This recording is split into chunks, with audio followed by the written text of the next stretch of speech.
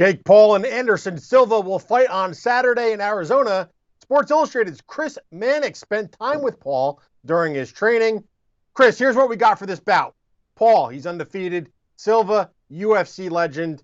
Odds makers at SI Sportsbook list Paul as the favorite to win. How do you see this fight playing out? Yeah, I think the odds makers are right on this one. Anderson Silva has some credibility as a boxer, largely because of his win over Julio Cesar Chavez Jr. last year. Chavez Jr., a former middleweight champion. That was a legitimate win for Silva. But when you watch the arc of Jake Paul, you see improvements in every single fight. You see a growth in his boxing ability. You see a growth in his power, which was on display in his last fight against Tyron Woodley. I think you're going to see an even more improved version of Jake Paul in this fight. And I think he's going to get a win over Anderson Silva. You went down to Puerto Rico where Jake Paul has been training, spent a few days with him, got to know him a little bit. He certainly had a lot of criticism.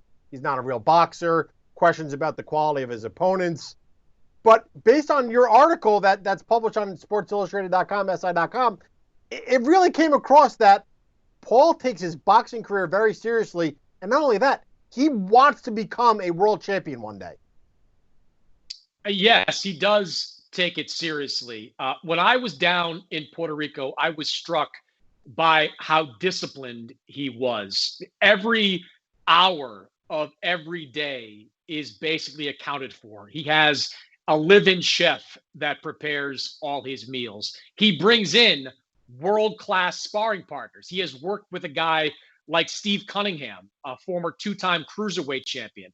For this most recent camp, he worked with Chad Dawson, a recently retired former 175-pound champion. I spoke to Cunningham and Dawson, and they're not going to say that Jake Paul is ready for world title shots, but Steve Cunningham said he was impressed with the power of Jake Paul. Chad Dawson said that when he was working with Paul, he could tell that this guy knew what he was doing and that Jake was trying to set traps for him during their sparring. So whatever you want to say about Jake Paul's ceiling as a boxer, he is taking this sport seriously, and he is putting in the work you need to become a good fighter.